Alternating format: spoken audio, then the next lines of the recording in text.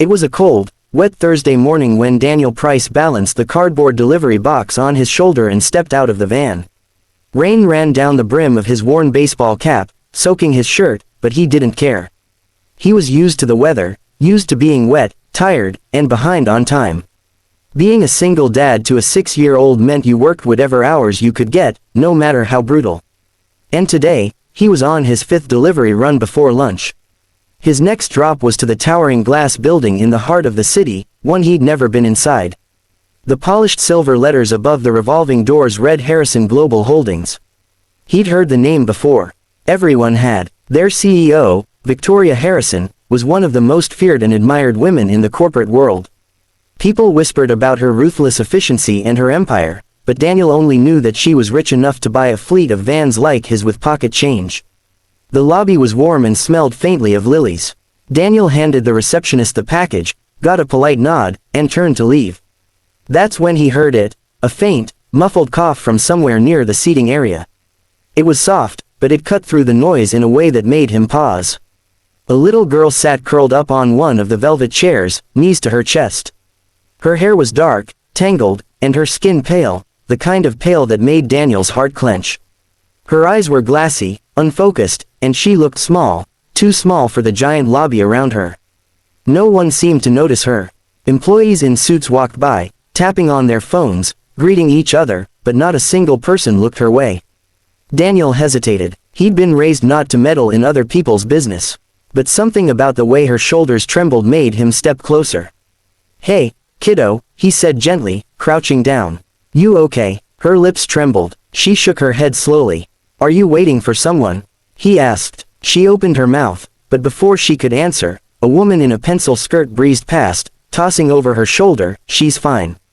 Her nanny's late." Daniel frowned. "Fine." The girl looked anything but fine. He crouched lower, trying to meet her eyes. "Do you feel sick?" This time she whispered, "My head hurts, and my tummy." Daniel's chest tightened. He reached out, and when his hand brushed her forehead, heat seared his palm. She was burning up. "Whoa, you've got a fever," he murmured. He looked around. Still, no one cared. Something inside him snapped. He couldn't just walk away. "All right, hang on," he said. "We're gonna get you help." The girl's eyes widened in fear, but she didn't resist when Daniel scooped her into his arms. She was so light it scared him even more. As he pushed through the lobby, the receptionist called out, "Hey! You can't just. She's sick." Daniel barked, not slowing. "I'm taking her to the hospital." People turned to watch, murmuring, but no one stopped him. Outside, the rain soaked them instantly, but he didn't care. He got her into the van, cranked the heat, and drove like his life, her life, depended on it. Her breathing was shallow. She kept her eyes half closed, whispering, "My name's Emily." "I'm Daniel," he said quickly. "It's gonna be okay, Emily. I promise." The hospital was only 10 minutes away, but every red light felt like an hour. By the time they reached the Daniel was shaking from adrenaline. Nurses rushed over when they saw her flushed face and limp body. They whisked her away, asking him questions, her last name, her parents' contacts. Daniel had no answers. She was just sitting in the lobby alone, he explained. "High fever." No one helped her. The nurse's eyes darkened. "We'll take care of her. You wait here." Daniel sat in the hard, plastic chair, dripping rainwater, staring at the swinging doors. He didn't even know why he was still there. He could have left, gone back to work, but his feet wouldn't move. After what felt like forever, a doctor appeared. "You brought her in." "Yeah," Daniel said, standing. "She had severe dehydration and a dangerously high fever. Another hour and she might have gone into shock. You saved her life." Daniel swallowed hard, relief flooding through him. "Is she?" "She's stable now, resting." That's when the storm arrived. The doors burst open and a tall woman in a navy coat strode in, heels clicking sharply against the tile. Her dark hair was pulled into a sleek bun, and her eyes, sharp, icy blue, locked on the doctor. "Where's my daughter?" Daniel froze. He recognized her instantly. Victoria Harrison. The doctor began explaining Emily's condition, but Victoria's gaze shifted to Daniel, scanning him from head to toe, the wet cap, the delivery uniform, the cheap boots. "Who are you?" she demanded. Daniel straightened, ignoring the instinct to feel small under her scrutiny. "The guy who carried your daughter to the hospital when no one else cared." Her expression flickered, surprise, then something else, but it was gone in a second. I see. Thank you. Her voice was clipped, formal, as if gratitude was something she wasn't used to offering. Daniel nodded. She was alone, burning up. Someone needed to help her. For a moment, Victoria's gaze softened, just barely. You did more than most would. I owe you. He didn't know it then, but that moment, wet, tired, standing across from one of the most powerful women in the city, was the beginning of everything. Victoria didn't linger on pleasantries. The moment the doctor gave her the all clear, she swept past Daniel without another word, disappearing into Emily's room. The door swung shut behind her, leaving Daniel alone in the waiting area, his uniform still damp and his hands cold from the rain. He could have left. He had other deliveries. His boss would already be wondering why he was running late. But something about walking out felt wrong. Maybe it was because Emily had clung to him in the van, her little fingers curling into his jacket. Or maybe it was because he knew what it was like to be a kid who needed someone and had no one. When the doctor passed again, Daniel asked quietly, "Can I just make sure she's all right before I go?" The doctor hesitated. Family only, technically. Daniel nodded, already turning to leave, but the doctor added, "I'll ask her mother." A few minutes later, Victoria emerged, looking as composed as she had when she stormed in. Only her eyes betrayed her. They were red at the edges, as if she'd been holding back more than she wanted to admit. "She said she wants to see you," Victoria said reluctantly. A few minutes. Daniel followed her into the room. Emily was propped up on a pillow, an IV in her arm, her cheeks still flushed but her eyes brighter than before. "Hi, Daniel," she whispered with a small smile. "Hey, kiddo," he said, relief flooding him. "You gave me quite a scare." Victoria stood at the foot of the bed, arms crossed, watching him like she was trying to figure out his angle. "Emily tells me you found her alone in the lobby." "That's right," Daniel said evenly. She was sitting there shivering, couldn't even keep her eyes open. "I didn't see anyone paying attention." A shadow flickered across Victoria's face. Her nanny was supposed to be with her. "I'll deal with that." Daniel nodded but didn't press. It wasn't his place. Still, he couldn't shake the feeling that for someone as powerful as Victoria Harrison, there was something fragile in the way she looked at her daughter, as if Emily was her one soft spot in a world made of steel. After a few more minutes, he told Emily he had to get back to work. She pouted, but he promised to check in if he could. Out in the hallway, Victoria walked him to the door. "You didn't have to do what you did," she said finally. "Yeah, I did," Daniel replied simply. Her gaze softened again, almost imperceptibly. "Most people wouldn't have. Most people should," he said. For a moment, they stood in silence, the hum of hospital machines in the background.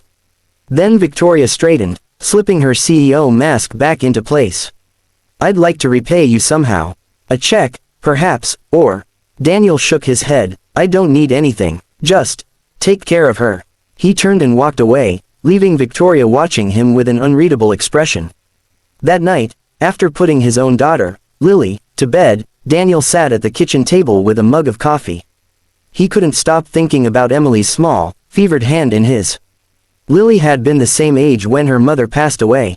That night had changed everything, made him the kind of man who would run through rain and bureaucracy for a sick child without thinking twice. He didn't expect to see Victoria or Emily again. People like her didn't cross paths with delivery guys more than once. But life had a way of proving him wrong. 1 week later, Daniel was making a delivery to a high-rise condominium. As he stepped out of the elevator, he heard a familiar voice down the hall. "Daniel." He turned to see Emily, this time bundled in a pink coat, her cheeks healthy. She was holding Victoria's hand.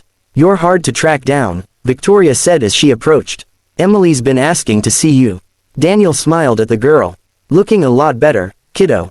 "She drew you something," Victoria said, producing a folded piece of paper from Emily's small backpack. He unfolded it to find a crayon drawing of a man carrying a little girl through the rain, both smiling despite the storm. Above it, in wobbly letters, she'd written, "My hero." Daniel's throat tightened. "Thanks, Emily. I'll keep this forever." Victoria watched him with an expression he couldn't quite place, a mix of curiosity and something warmer. "I'd like to offer you something," she said. "A position as Emily's driver and occasional assistant. She needs someone I can trust, and you've already proven yourself." Daniel blinked. "I already have a job." "I'm aware." This one pays better, much better, and it has flexible hours, enough that you can still be with your daughter. Daniel hesitated. Part of him wanted to say no, to avoid getting tangled in the world of a woman like Victoria. But then Emily beamed up at him, and he thought of Lily, and how extra income could make life easier for both of them. "I'll think about it," he said finally. "Do," Victoria replied. "You have my number now." As he walked away, the folded drawing tucked in his pocket, Daniel had no idea that saying yes would change not only his life but the lives of both girls, his and hers, in ways he couldn't imagine. Daniel didn't realize how quickly life could change until the next Monday morning, when his phone buzzed at 7:02 a.m. Victoria Harrison. He stared at the name for a second before answering. "Hello." Her voice was brisk but not unfriendly. "I know you said you'd think about my offer. I'd like you to reconsider sooner rather than later. Emily has a school event today, and her usual driver is unavailable. Can you step in?" Daniel looked over at Lily, who was eating cereal in her pajamas. "What time?" "Half an hour. I'll pay for the full day, plus overtime." Daniel hesitated, then nodded to himself. "All right, send me the address." That day was the start of something that neither he nor Victoria could have predicted. A new routine. Working for Victoria was nothing like his delivery job. Instead of rushing through traffic with a van full of packages, he was responsible for one small, spirited passenger with a knack for asking too many questions. Emily wanted to know everything about his life, what his favorite food was, if Lily liked the same cartoons she did, and why he always wore that lucky cap. Victoria, at first, was distant during drop-offs and pick-ups. She was polite but brief, her focus on her phone or the next meeting. Yet Daniel noticed the way her shoulders eased when Emily came home smiling. One afternoon, after school, Emily asked shyly, "Can we go to the park before going home?" Daniel hesitated. "I should check with your mom." "It's fine," Victoria's voice came from the backseat. She'd surprised both of them by leaving work early. "Just make sure she doesn't get cold." That was the first time the three of them spent more than 5 minutes together outside of hospital walls. Daniel pushed Emily on the swings, and Victoria, in her heels and perfect hair, actually laughed when Emily insisted she try too. She wobbled awkwardly, but the sound of her laughter was something Daniel found himself wanting to hear again. The crisis returns. It was almost a month later when things shifted. Emily had been doing well, healthy, happy, full of energy, until one rainy Thursday, Daniel noticed she was quieter on the ride home from school. "You okay, kiddo?" he asked. She nodded, but her eyes were dull. By the time they reached the Harrison penthouse, she was pale. Victoria rushed to meet them, her face tightening when she touched Emily's forehead. "She's burning up again," Daniel said softly. Victoria didn't hesitate. "We're going to the hospital. Now." Daniel drove, cutting through traffic like his old delivery runs. In the while doctors ran tests, Victoria paced like a caged animal. Daniel sat nearby, watching her hands tremble when she thought no one was looking. Finally, the doctor returned. "It's a severe infection, but we caught it early. She'll need to stay here for a few days." Victoria's breath left her in a rush. She sank into the chair beside Daniel. For the first time, she didn't look like the CEO of a global empire, she looked like a terrified mother. "She's all I have," she whispered, more to herself than to him. Daniel hesitated, then said quietly, "She's strong. Like her mom." Her eyes met his, and for a moment, the walls she kept around herself cracked. "I don't know what I'd do without her." "You won't have to find out," Daniel said. Breaking down the walls. Over the next few days, Daniel visited Emily at the hospital, often bringing Lily with him. The two girls bonded instantly, playing board games and drawing together while Victoria and Daniel talked more than they ever had before. He learned that she'd built her company from the ground up after her husband left, raising Emily largely on her own. She learned that he'd lost his wife young and had been doing his best to raise Lily. Without much support, one night, after the girls had fallen asleep in Emily's hospital room, Victoria leaned back in her chair and sighed. "You know, I used to think people only did things for others if they wanted something in return." "And now?" Daniel asked. She looked at him, her expression soft. "Now I'm not so sure. Love comes slowly." By the time Emily was discharged, the dynamic between the three of them had shifted. Victoria began inviting Daniel and Lily over for dinner. Sometimes it was takeout in the penthouse kitchen, other times home-cooked meals Daniel made while the girls played. There were small moments, the way Victoria would linger at the doorway when he read bedtime stories to the girls, or how she started laughing more easily, even at his bad jokes. Daniel found himself looking forward to seeing her in ways he didn't want to analyze too closely.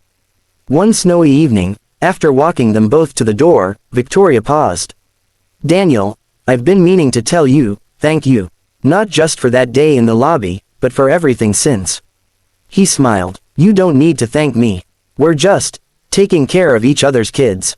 Her eyes searched his. "Maybe it's more than that." Before either of them could say anything else, Emily came running to say goodnight, and the moment passed, but not entirely. The day everything changed. It happened on a Saturday in spring. Victoria had invited Daniel and Lily to join her and Emily for a charity event in the park. The day was perfect, sunshine, music, laughter. But in the middle of the event, a sudden commotion broke out near the stage. Emily, who had wandered toward the crowd, was caught in the push of people. She stumbled, crying out. Daniel was there in seconds, scooping her up just as she started to hyperventilate.